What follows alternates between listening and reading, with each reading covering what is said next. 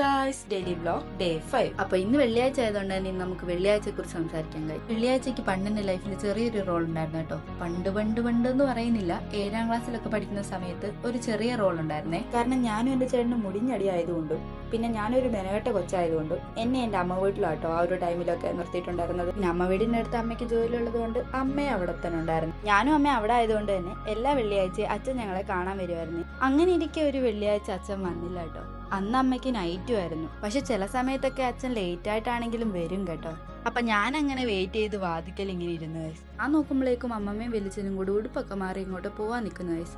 എന്നിട്ട് എന്നോട് പറഞ്ഞു, മോൻ ചിറ്റയുടെ എടുത്തോട്ട് പൊക്കോ, ഇന്ന് അച്ഛൻ വരത്തില്ലാന്ന്. സത്യം പറഞ്ഞാൽ എനിക്ക് ചെറിയൊരു വിഷമമൊക്കെ ആയി.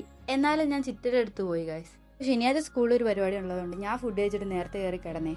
പിറ്റേ ദിവസം രാവിലെ എന്നിട്ട് യൂണിഫോം ഇടാനിരിക്കുമ്പോൾ ചിറ്റ പറഞ്ഞു, മോൻ യൂണിഫോം ഇടണ്ട, അമ്മമ്മ ഇപ്പൊ വരും, അമ്മമ്മയുടെ കൂടെ ആശുപത്രി വരെ പോകണമെന്ന് പറഞ്ഞു കേട്ടോ. ഞാനപ്പോൾ ഉടുപ്പൊക്കെ മാറി അമ്മയുടെ കൂടെ പോകാൻ റെഡി ആയിട്ട് നിന്ന് അമ്മമ്മ വന്ന് ഞങ്ങൾ ബസ്സിൽ കയറി കോട്ടയം മെഡിക്കൽ കോളേജ് ചെന്നുപോയി. അവിടെ ചെന്നപ്പോൾ അമ്മ താണ്ടട ഐസിയുവിന്റെ ഫ്രണ്ടിൽ കരഞ്ഞുകൊണ്ട് നിൽക്കുന്നു. സംഭവം ഒന്നും മനസ്സിലാവാതെ ഞാൻ ചുറ്റും ഇങ്ങനെ നോക്കി. അപ്പൊ എന്റെ അച്ഛന്റെ വീട്ടുകാരൊക്കെ ചുറ്റും നിപ്പുണ്ടായിരുന്നേ. അങ്ങനെ ഞാൻ ചെന്നപ്പോൾ തന്നെ എന്നെ ഐസിയുവിനകത്ത് കയറ്റിയേ.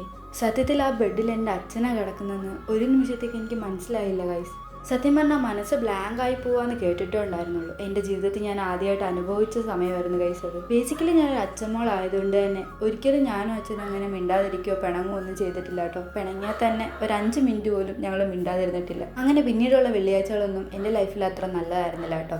കഥയൊക്കെ അവിടെ നിൽക്കട്ടെ ഗൈസ്, നമുക്ക് കാര്യത്തിലോട്ട് വരാം. അച്ചാറിൻ്റെ ഇൻഗ്രീഡിയൻസ് ഒക്കെ ഞാൻ ഡിസ്ക്രിപ്ഷൻ ബോക്സിൽ കൊടുത്തേക്കാം കേട്ടോ. അപ്പോൾ ഇന്നലെ എൻ്റെ വീഡിയോയിൽ 188 സബ്സ്ക്രൈബേഴ്സ് ഉള്ളായിരുന്നു ഗൈസ്. ഇന്ന് അത് കൂടി 193 ആയിട്ടുണ്ട് കേട്ടോ. ഇത് എനിക്ക് ഭയങ്കര സന്തോഷമായി. കണ്ടുകൊണ്ടിരിക്കുന്ന എല്ലാവരും സബ്സ്ക്രൈബ് ചെയ്യണം കേട്ടോ. അപ്പോൾ വീഡിയോ ഇഷ്ടപ്പെട്ടാൽ ലൈക്ക് ചെയ്യണം, ഷെയർ ചെയ്യണം, സബ്സ്ക്രൈബ് ചെയ്യണം. അപ്പോൾ ഓക്കെ, ബൈ ഫ്രണ്ട്സ്.